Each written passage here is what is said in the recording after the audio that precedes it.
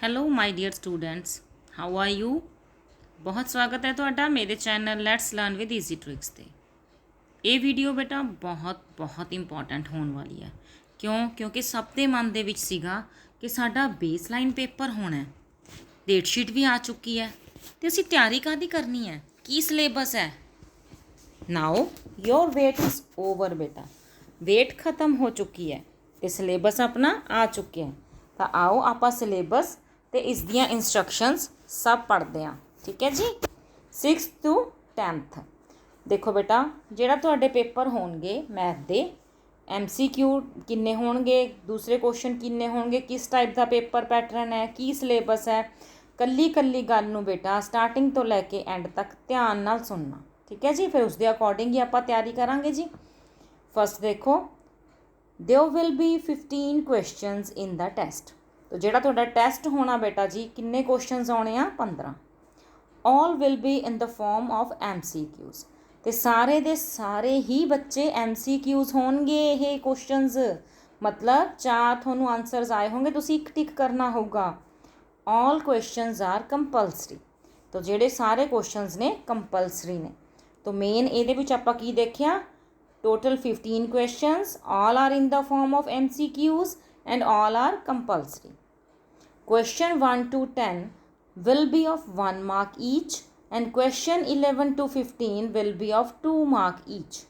तो बेटा पहले 10 क्वेश्चन एक नंबर ਦੇ ਨੇ, 11 ਤੋਂ 15 तक questions 2 ਨੰਬਰਾਂ ਦੇ ਨੇ। ठीक है जी। Most of the question in the test will be from the below mentioned competencies and will be of the previous class level। ਤਾਂ ਬੇਟਾ ਕਹਿੰਦੇ ਜ਼ਿਆਦਾਤਰ ਜਿਹੜੇ ਇਹਨਾਂ ਕੁਐਸਚਨਸ ਆਉਣਗੇ ਉਹ ਜਿਹੜੀਆਂ ਆਹ ਨੀਚੇ ਆਪਾਂ ਸਿਲੇਬਸ ਪੜ੍ਹਾਂਗੇ ਇਹਦੇ ਵਿੱਚੋਂ ਹੋਣਗੇ, ਜਾਂ ਫਿਰ ਤੁਹਾਡੇ ਪ੍ਰੀਵੀਅਸ ਕਲਾਸ ਲੈਵਲ ਮਤਲਬ ਜੋ ਪਿਛਲੀ ਕਲਾਸ ਤੁਸੀਂ ਪਾਸ ਕਰਕੇ ਆਏ ਹੋ ਉਸ ਲੈਵਲ ਦੇ ਕੁਐਸਚਨਸ ਹੋਣਗੇ। ਠੀਕ ਹੈ ਜੀ। ਨੈਕਸਟ ਹੈ questions can be asked directly ਔਰ ਇਨ ਦ form of word problems.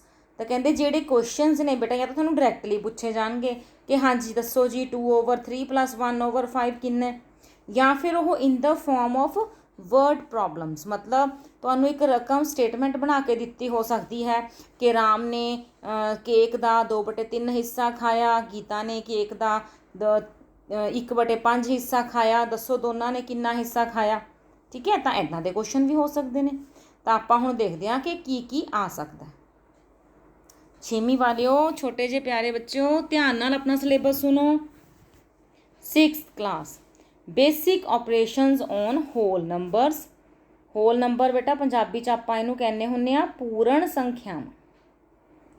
Fraction ਇਹਨਾਂ ਨੂੰ ਆਪਾਂ ਕਹਿੰਦੇ ਹੁੰਦੇ ਆ ਜੀ ਭਿੰਨ। ਡੈਸੀਮਲਸ ਇਸ ਨੂੰ ਆਪਾਂ ਕਹਿੰਦੇ ਹੁੰਦੇ ਆ ਦਸ਼ਮਲਵ।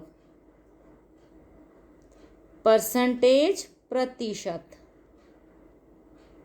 ਬੇਸਿਕ 2D ਮੈਂਸੂਰੇਸ਼ਨ ਮਤਲਬ ਜਿਹੜੀਆਂ 2D ਫਿਗਰਸ ਨੇ ਮਤਲਬ ਵਰਗ, ਆਇਤ, ਤਿਕੋਣ, ਇਹਨਾਂ ਦੀ ਖੇਤਰ ਮਿਤੀ ਮਤਲਬ ਇਹਨਾਂ ਦਾ ਖੇਤਰਫਲ ਕੱਢਣਾ ਆ ਸਕਦਾ ਤੁਹਾਨੂੰ। ਤਾਂ ਫਾਰਮੂਲੇ ਯਾਦ ਕਰਨੇ ਪੈਣਗੇ ਹੈ ਨਾ। ਵਰਗ ਹੈ, ਆਇਤ ਹੈ। ਤਾਂ ਜੋ ਤੁਸੀਂ 5ਵੀਂ ਦੇ ਵਿੱਚ ਫਿਗਰਸ ਕਰੀਆਂ ਨੇ, ਆਈ ਥਿੰਕ ਚੱਕਰ ਤੁਸੀਂ ਕਰਿਆ ਹੋਊਗਾ। ਚਲੋ, ਕਨਵਰਜਨ ਆਫ ਯੂਨਿਟਸ ਇਕਾਈਆਂ ਨੂੰ ਬਦਲਣਾ। ਇਹਦੇ ਵਿੱਚ ਕੀ ਆਏਗਾ ਬੇਟਾ? ਜਿਵੇਂ ਕਿਲੋਮੀਟਰਾਂ ਤੋਂ ਮੀਟਰ ਬਣਾਉਣੇ ਨੇ ਤੁਸੀਂ, ਲੀਟਰਾਂ ਤੋਂ ਕਿਲੋਲੀਟਰ ਬਣਾਉਣੇ ਨੇ, ਡੈਸੀਮੀਟਰਾਂ ਤੋਂ ਸੈਂਟੀਮੀਟਰ ਬਣਾਉਣੇ ਨੇ, ਇਸ ਤਰ੍ਹਾਂ ਕਨਵਰਜਨਸ। ਠੀਕ ਹੈ। ਕਿੱਦਾਂ ਆਪਾਂ ਯੂਨਿਟਸ ਨੂੰ ਚੇਂਜ ਕਰਨਾ। Factors and multiples. ਫੈਕਟਰ ਹੁੰਦੇ ਆ ਬੇਟਾ ਜੀ ਗੁਣਨਖੰਡ ਅਤੇ ਮਲਟੀਪਲ ਹੁੰਦੇ ਆ ਗੁਣਜ। ਤਾਂ ਇਸ ਨਾਲ ਸੰਬੰਧਿਤ ਕੁਐਸਚਨਸ ਹੋ ਸਕਦੇ ਨੇ। ਇਹਨੇ ਕਿਹਾ ਬੇਸਿਕ ਆਪਰੇਸ਼ਨਸ। ਅਤੇ ਇਹਨਾਂ ਦੇ ਉੱਪਰ ਬੇਸਿਕ ਆਪਰੇਸ਼ਨਸ ਮਤਲਬ ਜਿਹੜਾ ਇਹਨੇ ਹੋਲ ਨੰਬਰ ਬਾਰੇ ਲਿਖਿਆ ਨਾ, ਜਿਵੇਂ ਹੋਲ ਨੰਬਰਸ ਦੀ ਪਲੱਸ ਕਰਨੀ, ਮਾਈਨਸ ਕਰਨੀ, ਮਲਟੀਪਲਾਈ ਕਰਨੀ, ਡਿਵਾਈਡ ਕਰਨੀ, ਇੱਦਾਂ। ਠੀਕ ਹੈ। ਤਾਂ ਬੇਸਿਕ ਆਪਰੇਸ਼ਨਸ ਔਨ ਇਹਨਾਂ ਸਾਰੀਆਂ ਜਿਹੜੀਆਂ ਚੀਜ਼ਾਂ ਨੇ ਇਹਨਾਂ ਦੇ ਬੇਸਿਕ ਚੀਜ਼ਾਂ ਆਉਣਗੀਆਂ ਤੁਹਾਨੂੰ। 7th ਕਲਾਸ ਵਾਲੇ ਧਿਆਨ ਨਾਲ ਸੁਣੋ ਬੇਟਾ। ਇੰਟੀਜਰਸ ਕਿਹਨੂੰ ਕਹਿੰਦੇ ਹੁੰਦੇ ਆਪਾਂ? ਸੰਪੂਰਨ ਸੰਖਿਆਵਾਂ ਜਿਹਦੇ ਵਿੱਚ ਨੈਗੇਟਿਵ ਵੀ ਹੁੰਦੇ ਆ, 0 ਵੀ ਹੈ, ਪੋਜ਼ੀਟਿਵ ਵੀ ਹੈ। ਇਹਨਾਂ ਦੇ ਬੇਸਿਕ ਆਪਰੇਸ਼ਨਸ ਮਤਲਬ ਇਹਨਾਂ ਦਾ plus, minus, multiply, divide. Basic operations plus, minus, multiply and divide. ਤਾਂ ਇਹਨਾਂ ਨਾਲ ਸੰਬੰਧਿਤ ਕੁਐਸਚਨਸ ਬੇਟਾ ਸਿੱਧੇ ਵੀ ਆ ਸਕਦੇ ਨੇ स्टेटमेंट बन के भी आ सकते हैं। ठीक है जी। अगे किहड़ा अपने कोले फ्रैक्शन, ये तीन भिन्न मैं दस चुकी पहला ही। डेसीमल मतलब दशमलव, परसेंटेज प्रतिशत, बेसिक ज्योमैट्रिकल कंसैप्ट ये की आऊगा बेटा, जिमें कोई रेखा, कोई अपने कोले किरण है, कोई कोण है, कोई होर चीज़ है, ज्योमैट्रिकल कंसैप्ट्स बारे जी जानकारी है। बेसिक 2D मैंसुरेशन ये उही 2D चीज़ां ने जिहड़ियां वर्ग है, आयत है, चक्कर है, ठीक है, कोई समांतर चतुर्भुज है, क्योंकि तुसीं इहो जिहा कुछ पिछली क्लास कीता है तो उहदे नाल संबंधित खेतर मिति, उहदा खेत्रफल कढ़ना या उहदा परिमाप कढ़ना। ठीक है। बेसिक एलजबरा, एलजबरा आपां 6वीं करके आए हैं तो उहदा भी बेसिक ज्ञान, या तो तुहानूं कोई लाइन लिख के कह देंगे कि इहदा एलजबरिक एक्सप्रैशन लिखो, या फिर तुहानूं एक्सप्रैशन लिख के कह देंगे कि इसनूं आपां पंजाबी दे विच या इंग्लिश दे विच की कहंदे आ, या फिर आपां नूं कोई इस तरह का लिखना आ सकता है कि ट्वाइस ऑफ एक्स, किसी संख्या के दुगणे विच 3 जोड़ना, है ना। इदां दे सिंपल क्वेश्चन भी हो सकते हैं, थोड़े वड्डे क्वेश्चन भी हो सकते हैं। ठीक है। इस दे लई तुसीं बेटा अपना 6th का मैथ खोल के देख सकते हो। 8th वाले बच्चों, तो 8th का अपने को देखो रैशनल नंबरस, तो रैशनल नंबरस की हुंदा बेटा जी, परिमेय संख्यावां। परिमेय संख्यावां जिन्होंने आपां बटियां दे रूप च लिख सकते हैं, तो जिहड़े ये P ते Q ने यह संपूर्ण संख्यावां, मतलब पॉजिटिव नैगेटिव 0 हो सकते हैं, बट Q 0 नहीं हो सकता। तो इन्हां दे उपर बेसिक ऑपरेशनस, इन्हां दा plus minus multiply divide statement भी बन के आ सकती है, सिंपल भी आ सकता है। बाकी देखो सेम चल रहा है, फ्रैक्शन है, डेसीमल है, परसेंटेज है। बेसिक ज्योमैट्रिकल कंसैप्ट जिहड़े तुसीं प्रीवियस क्लास 7th च कीते ने। बेसिक 2D मैंसुरेशन ये भी तुहानूं मैं पहले दोनों क्लासां दे विच दस चुकी गई की आऊगा। एलजबरा ते डिविजिबिलिटी, डिविजिबिलिटी तुहानूं नवां चीज़ है, ये तुसीं की करना है, जिवें 2 3 5 7 4 जिहड़े भी 6, ठीक है, इन्हां दे नाल डिविजिबिलिटी आपां चैक किवें करदे आ, 10 ते 11, मतलब तुहानूं कोई संख्या दित्ती आ सकती है, आपां बिना उहनूं डिवाइड कीते चैक करना होवे भी उस टेबल ते जांदा है कि नहीं। जिस तरह एक नंबर देता है 3 के टेबल ते जाता है कि नहीं, आप ये डिजिट्स प्लस करांगे तो ये 9 आ गया, 9 3 के टेबल ते जाता है तो ये डिविजिबल बाय 3 है। तो डिविजिबिलिटी दे भी बेटा बेसिक ऑपरेशनस होंगे। ठीक है। भाज योगता के नियम भी हो सकते हैं, डिवाइड करना भी हो सकता है। 9th क्लास वाले विद्यार्थियों, नंबर सिस्टम, संख्या प्रणाली, ये तुहानूं सारे मतलब जिमें natural number, whole number, integers, rational numbers, real numbers, irrational numbers, इन्हां बारे क्वेश्चनस हो सकते हैं। कोआर्डीनेट ज्योमैट्री जिन्नी तुसीं 8th दे विच सीख के आए हो कि कोआर्डीनेट्स की ने, एक्स इनू एब्सीसा कहने आ, फस्ट वाले कोआर्डीनेट नूं, सैकेंड वाले नूं आपां ऑर्डीनेट कहने आ, पंजाबी दे विच इनू आपां भुज कहने आ, इनू कोटी कहने आ। ग्राफ के उपर किवें ड्रॉ करने ने, किवें पढ़ने ने, इस तरह के क्वेश्चनस हो सकते हैं। ठीक है बेटा। हुण अगला जिवें हैगा 2D ते 3D, 3D च किहड़ा आ जाता है, देखो बेटा एक तो अपने कोले घन घनाव इस तरह दी फिगर्स ने, सिलेंडर है जो तुसीं 8वीं च पढ़ के आए हो, है ना, कोण है ये भी तुसीं 8th दे विच पढ़िया है।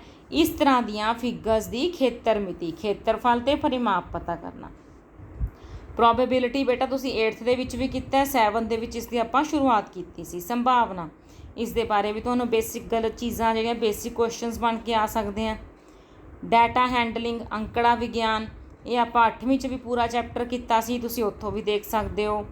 अलजबरा, लाइनस एंड एंगल्स, भी 2 लाइनस ने, एक लाइन कट कर रही है तो एंगल कोई एक दिता हो सकता है, दूसरा पता करना हो सकता है ना। लाइनस पैरल हैं कि नहीं ये हो सकता है। तो लाइनस एंड एंगल्स, एंगल्स बारे भी तुहानूं सारा कुछ पता होना चाहिए। कॉम्पलीमेंटरी किहड़े आ, सप्लीमेंटरी किहड़े आ, कॉरसपोंडिंग, इंटीरियर, तो जे मैं उन्होंने पंजाबी च बोलना, पूरक कोण, संपूरक कोण, संगत कोण, इकांतर अंदरले कोण ते अंदरूनी कोण, इन्हां कोणां बारे बेसिक चीज़ां।